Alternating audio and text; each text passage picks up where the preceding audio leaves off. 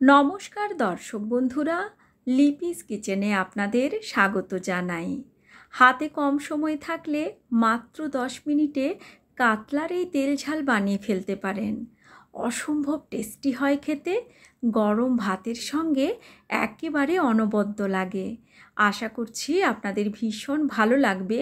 আমার চ্যানেল এখনও না সাবস্ক্রাইব করা থাকলে চ্যানেলটি সাবস্ক্রাইব করার অনুরোধ রইল। এখানে আমি 4 পিস কাতলা মাছ ভালো করে ধুয়ে জল ঝরিয়ে রেখেছি। এখন কাতলা মাছে পরিমাণ মতো লবণ, হলুদ, কয়েক ফোঁটা সর্ষের তেল নিয়ে নিচ্ছি।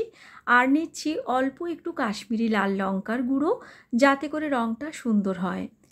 মাছ ম্যারিনেট করার সময় লবণ, হলুদ আর লঙ্কা গুঁড়োর সঙ্গে যদি কয়েক ফোঁটা সর্ষের তেল দেওয়া হয়, সেক্ষেত্রে মাছের গায়ে মশলাগুলো ভালো করে আটকে যায়। ভালো করে ঘষে ঘষে সমস্ত কিছু মেখে নিয়ে তারপর মাছকে ম্যারিনেট হওয়ার জন্য রেখে দেব মিনিট 10। মাছ ম্যারিনেট হতে থাক, সেই সময় আমি এর মশলা তৈরি করে নিচ্ছি। এখানে নিয়ে নিলাম হাফ চামচ মতো আদা বাটা। 4 পিস মাছের জন্য এটি যথেষ্ট। এরপর দিয়ে দিলাম হাফ চামচেরও কম হলুদ গুঁড়ো, হাফ চামচেরও কম লাল লঙ্কার গুঁড়ো, দিয়ে দিচ্ছি 1 চামচ ভর্তি করে কাশ্মীরি লাল লঙ্কার গুঁড়ো, 1 চামচ দিচ্ছি জিরে গুঁড়ো, অল্প একটু লবণ দিলাম। এবার কুসুম গরম জল বা ঈষৎ উষ্ণ জল দিয়ে এই সমস্ত মশলাকে একটু সময় ভিজিয়ে নেব। এতে করে মশলাগুলো ভিজে গিয়ে সুন্দর ফুলে যাবে, আর রান্নাতে এটি ব্যবহার করলে বাটা মশলার স্বাদ পাওয়া যাবে। কড়াই গরম করে নিয়ে নিচ্ছি সর্ষের তেল। তেলকে একদম ধোঁয়া ওঠা গরম করে নেব, আর কড়াইয়ের চারপাশে ভালো করে স্প্রেড করে নেব। তেল ধোঁয়া ওঠা গরম হলে তারপর মাছের পিসগুলো ছেড়ে দিচ্ছি ভেজে নেওয়ার জন্য। তেল ভালো করে না গরম করে মাছ ছেড়ে দিলে কিন্তু মাছ কড়াইতে আটকে যায়। একটু সময় অপেক্ষা করার পর মাছগুলো এভাবে পাল্টে নিচ্ছি। তেল ঝাল বানানোর জন্য মাছকে কিন্তু খুব বেশি কড়া করে ভাজবার প্রয়োজন নেই। দুদিকেই এরকম হালকা হালকা রং ধরলে নামিয়ে নিচ্ছি। বেশি কড়া করে ভাজলে কিন্তু মাছের স্বাদটা নষ্ট হয়ে যায়।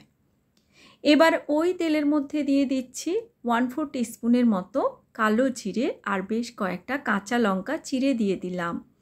ঝালটা আপনারা নিজেদের পছন্দ অনুযায়ী কমিয়ে বাড়িয়ে দিতে পারেন। এই রান্নায় কালো জিরে আর কাঁচা লঙ্কার ফ্লেভারটা দারুণ লাগে। এখানে 3-4 কোয়া রসুনকে একটু থেতো করে যোগ করেছি, খুব বেশি দেওয়ার প্রয়োজন নেই।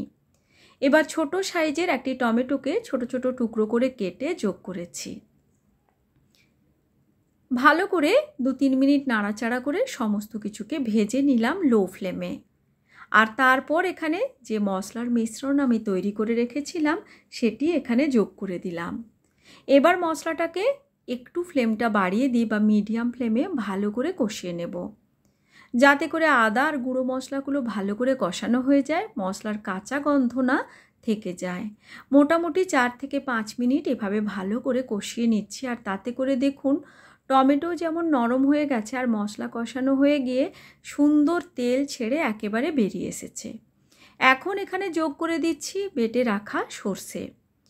আমি এখানে 1 চামচ সাদা সর্ষে, হাফ চামচ কালো সর্ষেকে অল্প লবণ আর জল দিয়ে মসৃণ করে বেটে রেখেছিলাম। তারপর সেই সর্ষে আমি ছাঁকনিতে ছেঁকে খোসাটা আলাদা করে নিয়ে যোগ করেছি। সর্ষে দেওয়ার পর আর খুব বেশি নাড়াচাড়া করার প্রয়োজন নেই, একটু নাড়াচাড়া করে মিশিয়ে নিয়েই দিয়ে দিলাম গ্রেভির জন্য জল। সর্ষের বাটিটা ধুয়েই জল যোগ করেছি। এবার দিয়ে দিলাম পরিমাণ মতো বাকি লবণ আর সামান্য কয়েক দানা চিনি, টেস্টটাকে জাস্ট ব্যালেন্স করার জন্য। খুব ভালো করে এখন মিশিয়ে নিলাম আর হাই ফ্লেমে ঝোলটাকে ফুটতে দেব। ঝোল ভালো করে এভাবে ফুটতে শুরু করলে এখন মাছের পিসগুলো দিয়ে দিচ্ছি। সমস্ত মাছের পিসগুলো দিয়ে দেওয়ার পর এই ঝোলের মধ্যে মাছটাকে কিন্তু একটু সময় নিয়ে রান্না হতে দেব। তাতে করে মশলার ফ্লেভার যেমন মাছের সঙ্গে ভালো করে মিশে যাবে, ঝোলটাও বেশ ঘন হয়ে এসে তেলটা ছেড়ে যাবে।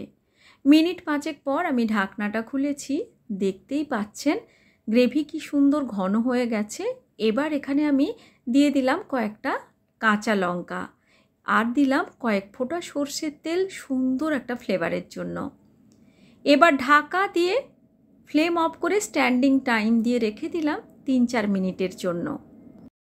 আমাদের কাতলার তেল ঝাল একদম রেডি সার্ভ করার জন্য। দেখতেই পাচ্ছেন কতটা লোভনীয় দেখতে হয়েছে। আজকের রেসিপি ভালো লাগলে লাইক, শেয়ার ও কমেন্ট করার অনুরোধ রইল। আজকের মতো এই পর্যন্তই। আবার হাজির হব নতুন কোনো রেসিপি নিয়ে। Thanks for watching.